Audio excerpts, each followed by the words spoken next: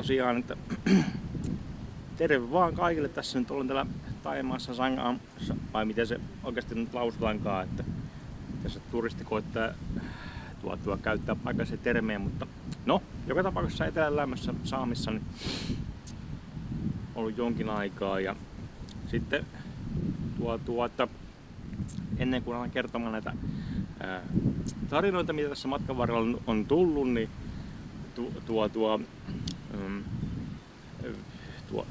otas nyt mietin hetken. Kiitos pienvarasto.fi sponsoroinnista, että pääsin reissun päälle, koska heillä on tämmöisiä pienvarastoja ympäri Suomea.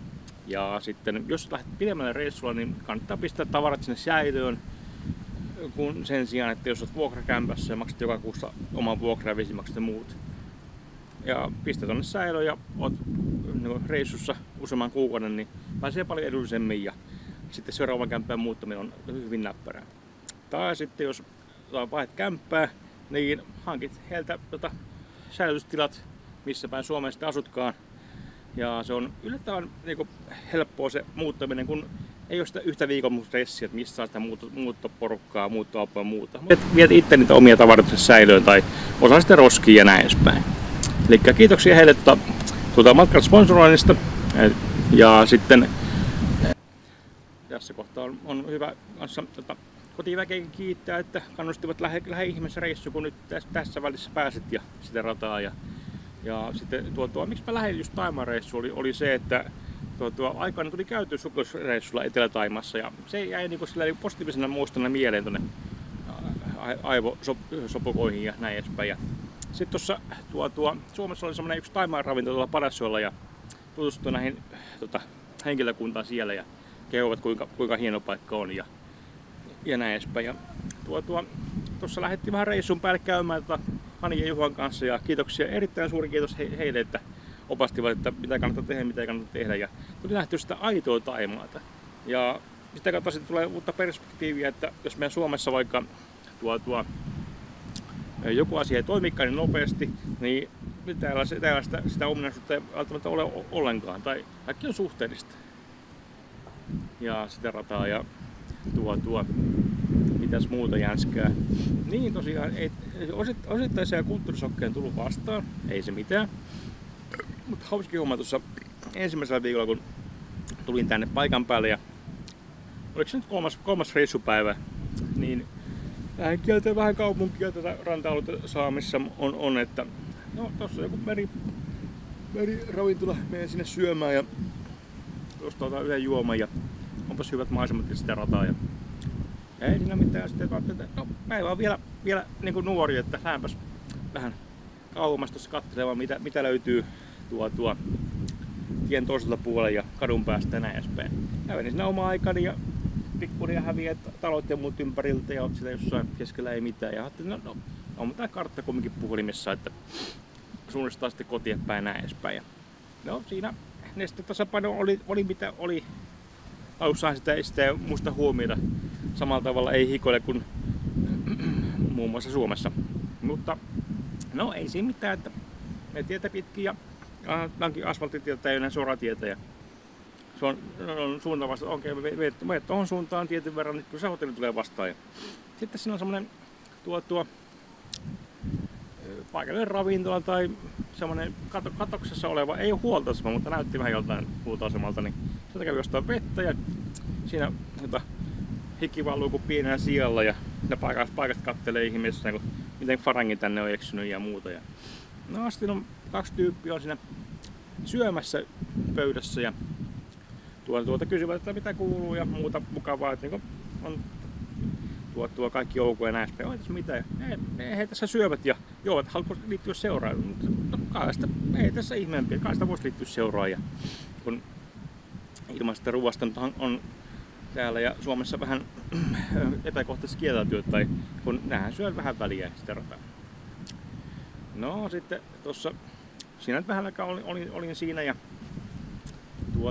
juotiin ja puhuttiin sillä kieltällä mikä itsellä on, mikä on yllättävän rajallinen, mutta suosittelen Thaimaan matkustajille, että oppikaa perusteet, niin pääsette helpommalla. No ei siinä mitään ihmeempiä, että juteltiin niitä näitä, yksi niistä puhuu englantia ja toiset puhuu taimaata. Joo, että hyvin tässä menee, että he ovat paikallisia poliiseja, että olet sä Suomesta? Joo. Sitten mä aloin miettimään siinä pienessä päässä, että onko nämä oikeasti poliiseja, että mikä sitä juttua näin edespäin. No ei se mitään, että sinä koetat hymyillä ja muuta, ei tässä mitään. Hei, älä lähde minnekään karkuun, kun meidän pomo tulee tänne, että syödään tässä oikein kunnolla ja juodaan näin edespäin. Sitten oot siinä niinku tuo puoliksi sellainen ihmeessä, että no kai, ei tässä kiire ole minnekään, että mikäs siinä. Ja sitten istua iltaa ja sitten se on vähän noloa silleen, kun et puhu paikasta kieltä ja kyselevät asioita ja muuta vastaan, että vaan nyökkäät vastaan, että siitä nyt tätä enää edespäin ja kyselevät mediahommia, valiohommia tämmösiä ja sitten mulla tässä reissussa oli mukana toi yksi jogurttipurkki sen takia, että saa näitä kuvia otettua. Ja mä sitä näytin, että I like work for this company and don't worry. Ja sitten käyntikorttia ja muuta näytin siinä. Ja no, otan yhteiskuva. No okei, selvä, otan yhteiskuva. Ja niin pomo ja iso pomo ja vielä isompi pomo siinä kuvassa. Ja mäkin olen siinä vieressä. Ja ei siinä oikeasti mitään niin ongelmaa ollut, vaan niin nämä varovaisuuden ennakkoluulot kelat, mitä ihmisillä on päässä. Että ruokaa ei maksa mitään, juomaa ei maksanut mitään ja lopussa sitten taksinkin mulle pistivät ilmoitteeksi hotellille. Että se oli oikein kiva reissu, että mukava, kun poliisista tulee tämmöisiä niin positiivisia kokemuksia. Ja sitten no sanotaanko näin, että Suomessa nyt poliisi ei mulle kyllä mitään ruokia tarjonnut, mutta tää on maassa maan tavalla ja tälleen. Se on niin kuin kiva homma. Ei kun siis seuraavan päivänä kysyin paikallista toiselta farangilta, että oliko tämä oikeasti poliiseja vai mikä tämä juttu? No hei, rauhoitupa nyt Suomi-poika, että jos ne oikeasti olisi ollut jotain muuta kuin poliiseja, niin et sä olisi saanut mitään yhteiskuvaa. No joo. Että niin se on sitä loman alkua, että lomatressiä ja kaikkea muuta siellä taustalla, mutta jos pikkusen sanon näitä keloja niin tyhjennettyä, mitä ihmisissä päässä liikkuu ja näin edespäin. Ja oikeastaan se pohjoisen päivän reissu oli oikeasti hyvä homma, että mentiin tuttujen ihmisten kanssa autolla tuonne ylöspäin, pysähdyttiin välillä tankkaa niin bensaa ja vettä ja ruokaa ja näin edespäin ja näki sitä oikeita Taimaata. Se on niin kuin, nämä, jotka pidempään asuu Taimaassa, farangit ja eurooppalaiset ja muut, niin ne haluaa mennä semmoiseen maastoon, koska kaikki on halpaa. Paikalliset hinnat on siellä ja sitten ei ole hirveästi muuta turisteja tai jotain diskomusiikkia ja tämmöistä näin. Totta kai siinä kohtaa, jos niinku haluaa venettää sitä reissubudjettia ja näin edespäin. Mutta tosiaan, että nämä LVI-hommat ja sähköhommat, niin ne on aivan eri leveleillä täällä kuin Suomessa. Ei sitten tarvitse niinku välittää, kun kumminkin suuri osa reisseistä on alle kuukauden päivät täällä ja tästä takaisin kotasuomissa asiat on sillä totutelulla tavalla järjestetty ja sitä rataa. Tuossa syön nyt kaikenlaista katuruokaa ja sitten paikallisten ruokaa ja muuta ja tässä kävin ihan skauttaamassa tätä lähiympäristöllä joku merineuvojen ravintola ja istuin siihen pöytään ja söin jonkun annoksen siitä, missä oli jotain simpukoita ja mustekaloja ja muuta. Ja tähän mennessä ei ole mitään ollut niinku ruoansuunnitelmien kanssa ongelmia ja sitä rataa. Ja no tossa kun sitten sain eväät syötyä, niin lähdin tähän tekee videoblogia, mutta kroppa vähän viesti siihen suuntaan, että äläpäs kuvaa nyt yhtään mitään, meipäs mereen uimaan. Niin sitten tuli sitten läpi nuo ruuat. Mutta se ei haittaa, kun on tässä niinku vapaalla. Se olisi paha, jos olisi valkoisessa vaatteessa keskellä kaupunkia, vettä ei missään. Se olisi paha homma. Ja sitten, en tiedä oliko huono tuuri tai muuta. Kyllä mä tähän tuuristakin syömään, ettei ongelmia. Että en mä sitä ole niinku mitenkään moralisoimaan, kun ettekään kovin hyvä kokki tai sitä rataa, mutta eikä hyvä huono tuuri. Ja sitten paikallisilla on kumminkin enemmän toleranssia tuon ruoan ikään laskettuna. Joo. Eli kun mä olin sillä pohjoisen reissulla ja sitten, pitäisi tässä jossain kohtaa lähteä niin takaisinkin päin, niin menin sitten tuonne valtion bussilla, menin 12 tuntia pohjoisesta pääkaupunkiin Meillä oli semmonen viileä pussi, no ilmasto on niin kovana niin yleensä tuppaa olemaan. Sillä peitot ja muut, mutta emme kyllä nukkuu siinä reissuina ollenkaan. Ja sit sieltä otat seuraavan kyydin sitten tänne hotellille takaisin. Kyllä on reissumieli ja näin edespäin. Siis tuolla pääkaupungissa on se joku Evirän tutkimuslaitos, näin leikisesti sanottuna, tää joku ei sudenpesä, vaan tuo metsästäjän pata, mikä on kypsynyt sen vuosikymmeniä. No, kannepin sen pistää jonnekin jemmaan sitten, kun ravintola on kiinni, mutta siellä on ollut niinku tämmönen makuelämys. Mutta sitten kun näkee sen ison pääkaupungin, että kannattaako täällä hirveästi liikkua, kun täällä Popola on niin loputtomasti. Ja sitten kyllä täältäkin löytyy keittoja sitä rataa. Ja oikeastaan reissulla nyt ei isompia tavoitteita ollut. Että ensimmäinen tavoite oli se, että pääsee lämpöiseen. Ja toinen se, että jonnekin lämpöiseen. Ja sitten toinen, että löytyy turisten ruokaa. Niin nämä 2 tavoitetta tuli jo ekana päivänä ja lopulta on ollut vaan sitten niinku plussaa ja tälleen. Ja Kyllä. Että suurissa tähän asti tapahtuneista asioista on ollut kyllä positiivisia. Että paikasten kanssa ei ollut mitään ongelmia, että joku farangi on jotain päätä aukuna jossain ravintolassa, mutta sitten vaan ne poistuu tilanteesta. Että on näitäkin Euroopan omistajia, että tulisinko uudestaan Thaimaaseen, niin kyllä voisin tulla, mutta semmonen sukelluspaikka olisi niin mielenkiintoinen. Siis ei totta laitteiden kanssa mennä, mutta saarihyppely ja sitten perussnorkkaamista, mitä aikana tuli tehtyä, niin se on jäänyt positiivisen muistolla mieleen. Ja sitä voisi lähteä niin hyvän pikkuporukan kanssa tekemään. Että ei välttämättä sillä yhden hengen reissulla, mutta no 2 tai 4. Se on ihan ok. Lähdet sä sitten reissuun mihin maan tahansa, pois sun kotimaasta, niin reissun idea on kumminkin se, että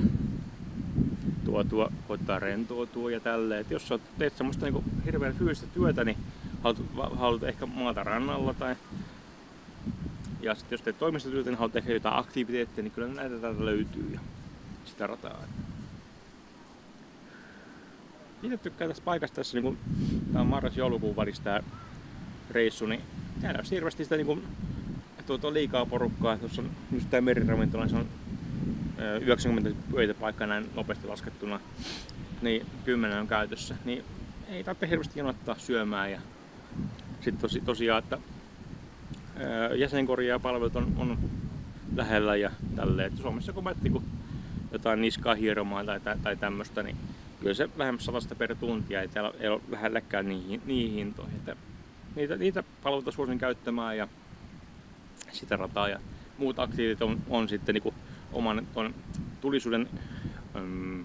ruokatulisuuden rajamaalla, mitä haluatte niinku tehdä ja tälleen.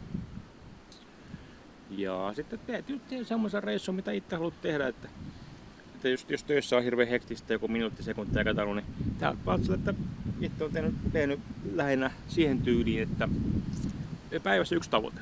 Se voi olla vaikka, että etsi uusi hattu. Ja sitten kaikki muuta on siinä bonusta sen päällä. Kun että jos se pitää olla joku to-do-lista, niin se menee sitten penkialle se homma.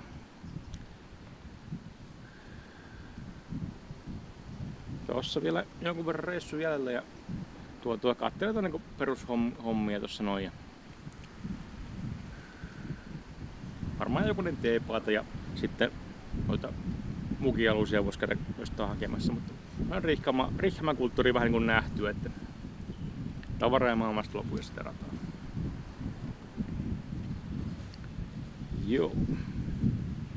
Mutta tuo elämä alkaa niin mukavassa ulkopuolella, että ei tässä ihmeempiä, että en ole vielä nahkaani polttanut niin kuin viime reissulla, mutta se voi johtua siitä, että olen rasvannut joka päivä ja en ole käynyt uimassa, kun vesiä huuhtoo sen vanhan rasvan pois ja sitä rataa. Ja sitten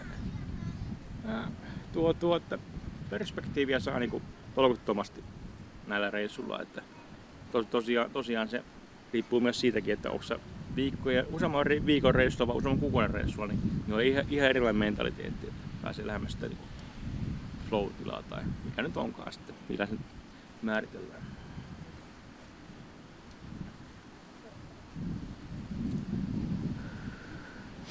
Ja tosiaan toi hotelli missä on, se on Long Beach Hotel.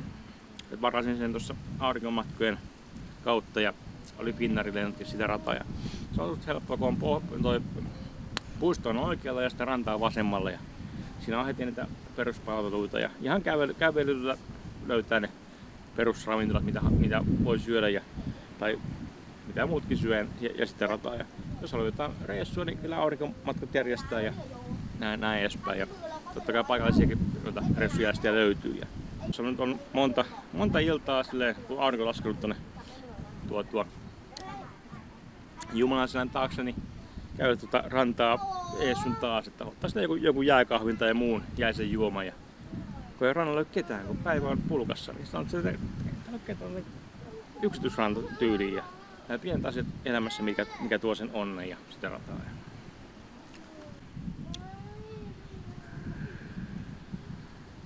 Se on veikeä, kun tuossa tästä katsottuna näkyy nämä rakennukset pilvenpiirteet, mitä ovat tuolla horisontissa. Tuo. Näin se muuttuu, nämä pikkukylät.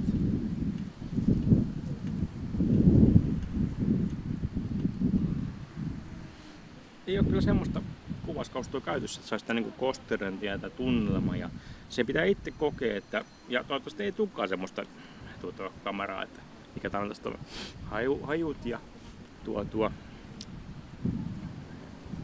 muut nää niinku havaintoasiat. Tavallaan se on kiva, kun tässä ei ole sitä niinku laivaruuhkaa, kun jossain muussa paikalla on pitkähäntä veneitä niinku yllin kyllin. On tossa pari kalasta ja veneitä tuossa yhdessä mikä Niemen kohdalla, niin ne siinä pyörii, mutta muuten sillä niinku suht, no en tiedä onko se autio kyllä oikea termi, kun täällä kumminkin on porukkaa.